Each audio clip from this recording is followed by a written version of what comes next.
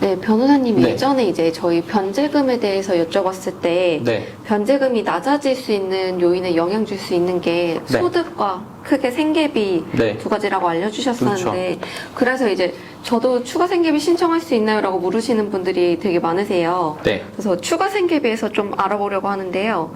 추가 생계비라는 게 정확히 뭘까요? 그러니까 이거 다시 이제 기본 개념부터 짚어보면 회생에 투입할 수 있는 돈은 가용소득이죠. 네. 실제로 투입할 수 있는 가용소득. 그러면 가용소득은 어떻게 나왔냐? 내가 버는 돈에서 법원에서 보는 최저생계비를 빼면 가용소득이 되죠. 네. 근데 여기서의 이 최저생계비는 그러니까 중위소득의 60%예요. 그러니까 중위소득은 결국 국민 가구소득의 중간값을 말하는데 그 총 국민 가구소득의 중간값의 60% 정도를 법원은 그 최저생계비로 봅니다. 가구 수에 따라서요. 그런데 이제 추가생계비는 네. 이 법원에서 기본적으로 보는 최저생계비에 포함되지 아니하고 추가로 지출되는 생계비 명목의 금전을 말하는 거예요. 네. 그게 바로 이제 추가생계비라는 개념입니다. 그럼 혹시 실제로 추가 생계비 인정받는 경우가 어떤 경우인가요?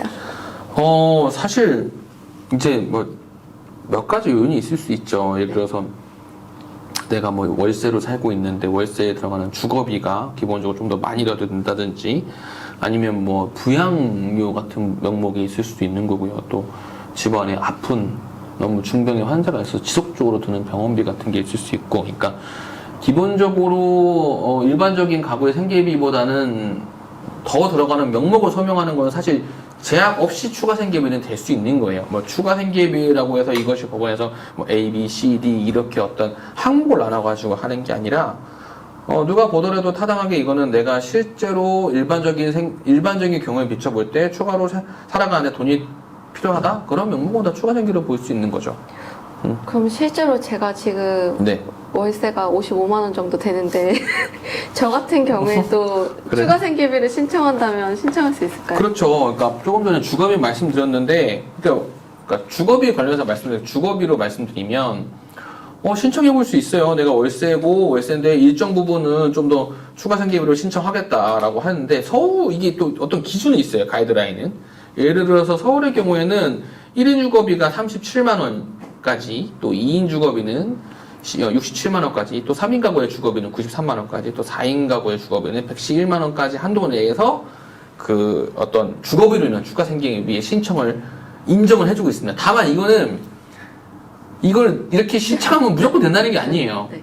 그러니까 추가 생계비는 저희가 법원에서 이 개인행 신청할 때 저희가 요청을 할 때 가장 엄격하게 따져보는 거에 하나예요. 왜냐면은 추가 생계비 인정 여부는 채권자들한테 이제 분배되는 변제금의 총 금액과 집결 되는 거기 때문에 그러니까 이 범위 내에서 정확히 말씀드리면 우리가 신청해 볼 수 있다는 거지. 검토를 한다는 그렇죠. 건가요? 이 범위를 넘어서는 아예 쳐다도 안 본다는 거고 이 범위 내에서는 신청할 수 있다는 거지 신청해서 바로 받을 수 있다는 거라고 또 혼동하시면 안 됩니다. 그럼 혹시 주거비 중에서는 네. 월세가 아니면 다른 걸로는 뭐 신청할 수가 그런 없나요? 거 있을 수 있어요. 그러니까 제가 임대차 이렇게 월세가 있고 보증금 있잖아요. 네. 근데 보증금이 뭐 꼭 많지 않고 소액인 경우라도 경우에 따라서는 이 보증금 마련해서 대출을 받는 경우도 있죠. 그러면서 그 보증금 대출에 대해서 원리금을 상환하면서 그 거주를 유지하는 경우가 있을 수 있습니다. 그러면 그건 결국에는 월세와 다른 명목의 거주를 위해 투입되는 비용이 되죠.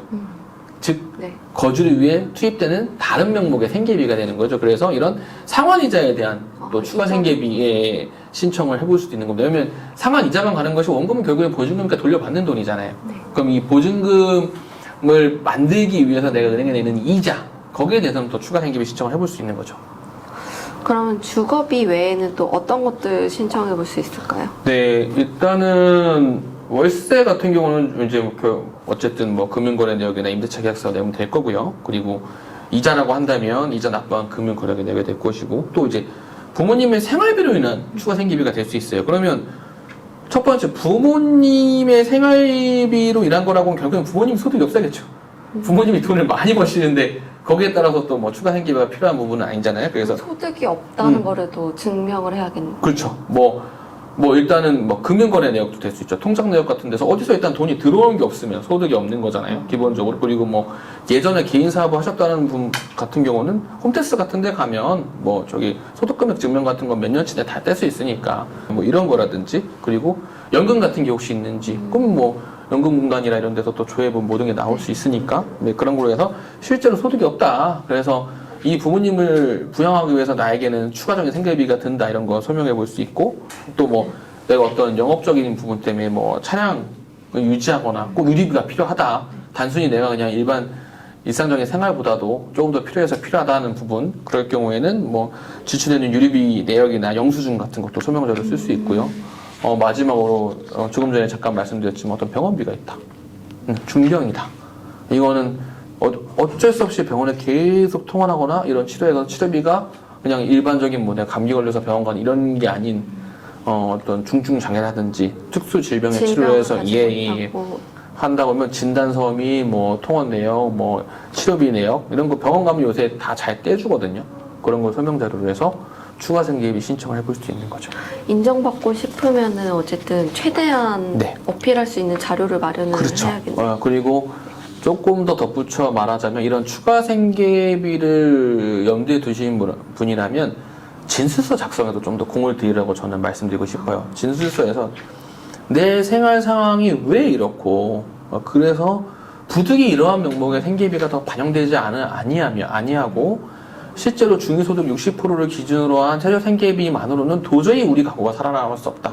채무자 본인이 도저히 삶을 영위해 나갈 수 없다는 부분을 좀 더 세세하고 자세하게 진술서 제출 단계부터 준비하신다면 좀 더 도움이 될 것 같습니다.